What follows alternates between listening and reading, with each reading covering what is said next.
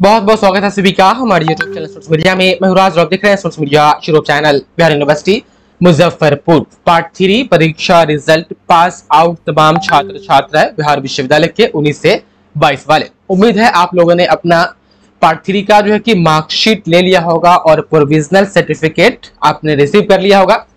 ये जो आर्टिकल छपी है आज आपके बहुत सारे कमेंट्स आ रहे हैं कि सर अब ये क्या नया मामला है कि विद्यार्थियों को मिली मार्कशीट पर बदल गया नंबर। किन के साथ ये हो सकता है, क्या कंडीशन है और ओवरऑल क्या मामला है, इस पर हम बात करेंगे। लेकिन उससे पहले वैसे छात्र छात्रा आप 19 से 22 के हैं और यदि आपने 20 से 23 के साथ पार्ट 2 का एग्जाम दिया था और आपका रिजल्ट क्लियर हो गया तो देखिए दो चीजें है।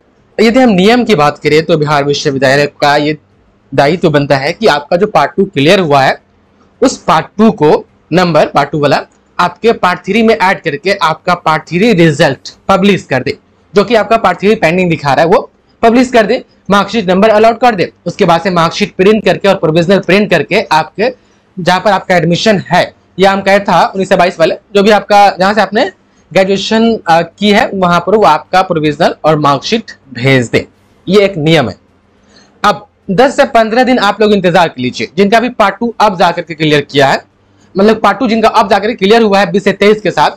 यदि 15 दिन में ये सारी प्रोसेस ऑटोमेटिक नहीं होती है तो फिर आपको कॉलेज का चक्कर लगाना पड़ेगा। ये ऑटोमेटिक होना चाहिए, लेकिन नहीं होती है तो आपको कॉलेज में अपना रजिस्ट्रेशन स्लिप, उसके बाद से पार्ट 1 का एडमिट कार्ड, उसका मार्कशीट, पार्ट 2 का एडमिट कार्ड, उसका मार्कशीट। यदि आप पार्ट 2 में प्रमोटेड थे तो प्रमोटेड वाला मार्कशीट, उसका एडमिट कार्ड, और अभी जो आपका पार्ट 2 क्लियर हुआ है ये वाला इंटरनेट वाला मार्कशीट, फिर इसका एडमिट कार्ड। उसके बाद पार्ट 3 वाला जो नेट पर दिख रहा है वो मार्कशीट और पार्ट 3 का एडमिट कार्ड, ये सारा डॉक्यूमेंट इसके साथ आधार कार्ड आपको एक एप्लीकेशन लिख करके आपको अपने संबंधित कॉलेज में जमा करना है। उसके बाद वहां पर नंबर अपडेट होगा। दो रास्ता है, या तो ऑटोमेटिक बिहार विश्वविद्यालय करके सारा प्रोसेस पूरा कर दे, यदि ऑटोमेटिक नहीं करती है तो फिर कॉलेज के थ्रू जो डॉक्यूमेंट का नाम मैंने आपको बताया है वो सब सबमिट करना पड़ेगा। लेकिन देखिए 10 दिन इंतजार कर लीजिए, ये ऑटोमेटिक हो जाएगा तो अच्छी बात है, क्या जरूरी जो कि कॉलेज भटकने का।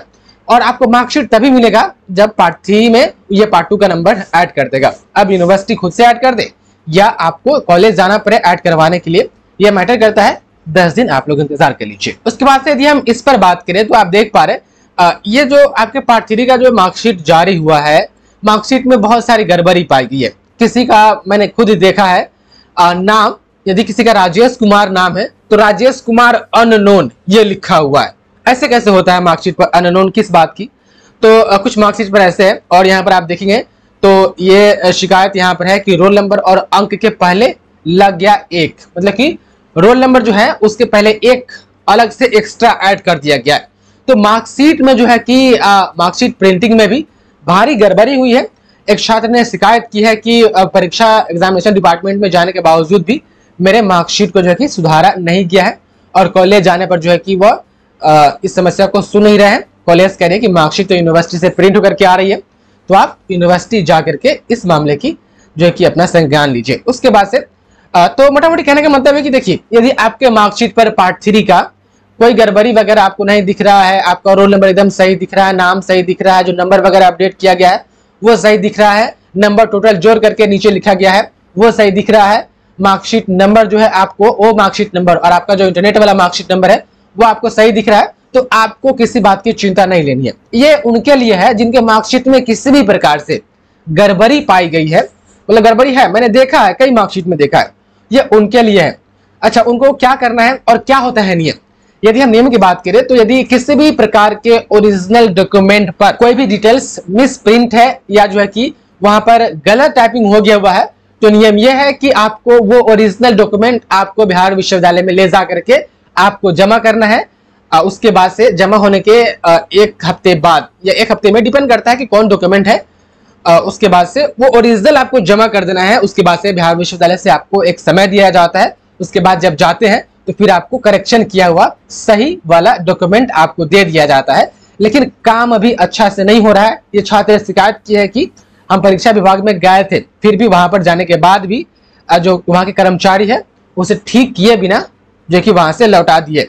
और यदि हम देखें इसमें तो आप देखेंगे तो परीक्षा नियंत्रक सर का बयान क्या है कि परीक्षा नियंत्रक प्रोफेसर टिकटे ने बताया कि कुछ मार्कशीट में मिस प्रिंट हो सकता है, उसमें सुधार किया जा रहा है। यदि आपके भी मार्कशीट में किसी प्रकार से गड़बड़ी है तो आपको जो है कि यूनिवर्सिटी में जाना होगा, एग्जामिनेशन डिपार्टमेंट में, और वो मार्कशीट ओरिजिनल आपको जमा कर देना होगा।